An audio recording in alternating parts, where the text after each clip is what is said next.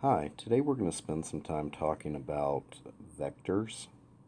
In particular, we're going to look how you can break any vector up, but I'm going to use a velocity vector. We're going to look at how you can break up any vector and into its component form. And this is important because we'll have to do this a lot going in forward on problems that involve projectile motion, whether we have people jumping off cliffs, driving motorcycles off cliffs, whatever, throwing a football. All of that's projectile motion. So the first thing you need to be able to do if you have a vector is break it up into components. So we're just going to do a quick review of that. So I have this vector v here at the angle theta, and it is actually made up in an x component and a y component like this.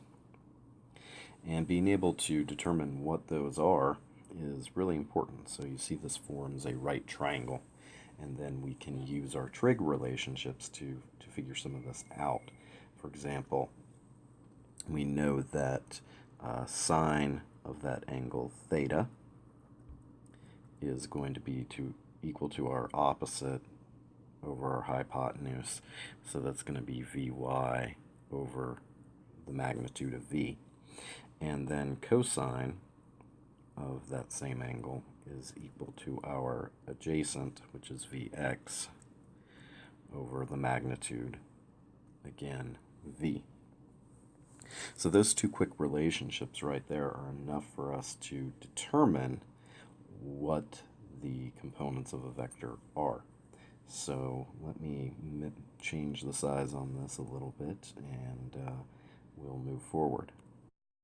So now we have our triangle over there. Let's give some numbers in here. Let's suppose that it's a 16 meter per second projectile, and it was launched at maybe 25 degrees.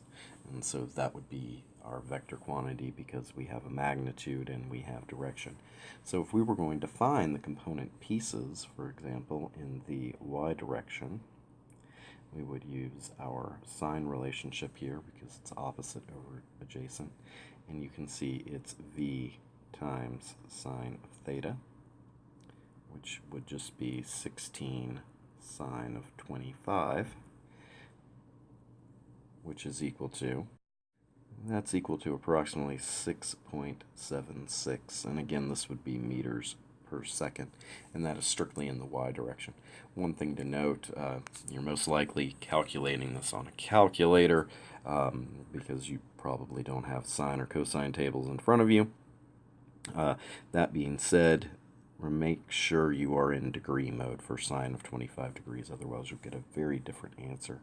We'll repeat this process then for Vx using the cosine function, as you can see there, and we will have 16 cosine 25, and this is going to equal 14.5 meters per second. Now I should go ahead and say that I really haven't put much attention to sig figs. Technically I should only have 2, but these are exact numbers, so we're just going to ignore that. It's more this sine and cosine process that I want you to be familiar with.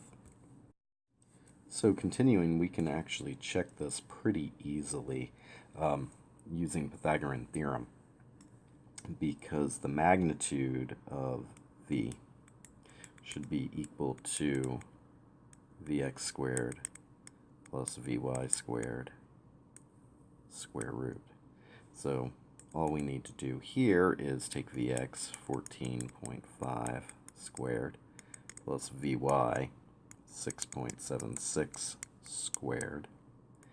We'll take the square root of that, and we'll find the magnitude of v is equal to 15.99. Again, remember, these were not kept to the ultimate decimal places. So 15.99, we're back to 16, which is where we started. So that's just a quick check. Again, we're going to be breaking things up into vectors quite a lot, so it's important to know how. Again, this is just a quick review. I hope it was helpful, and if you need to refer back to it throughout the semester, please do.